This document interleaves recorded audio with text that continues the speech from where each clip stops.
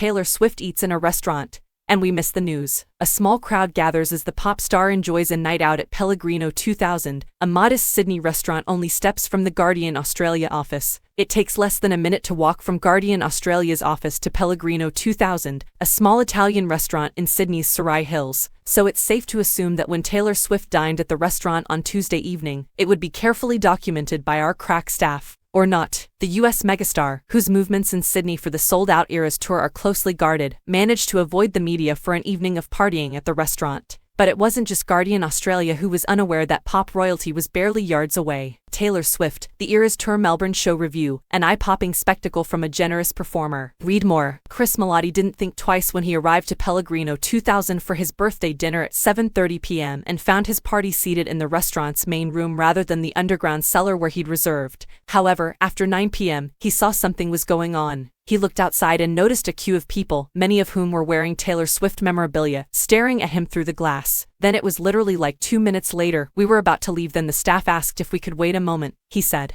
Then we saw her bodyguards and then she appeared. Swift, who dined at the restaurant with her support act, Sabrina Carpenter, was publicly spotted for the first time since arriving in Sydney for the second leg of her Eras tour after performing in Melbourne the previous weekend. A lot of people have been jealous because they're like, wow, you're not even that much a Swift fan and there you were, Melati said. Also visible outside the restaurant on Tuesday night was a tiny footpath garden bed blocked off with safety tape and a notice warning of possible asbestos in the mulch. Swift's arrival in Australia coincided with a massive health and safety issue in Sydney and regional New South Wales, as authorities investigated potential asbestos-contaminated mulch at hundreds of locations. Sydney Olympic Park, where Swift is scheduled to perform to over 300,000 spectators over 4 days, was also caught up in the issue last week, following an asbestos scare at a nearby median strip.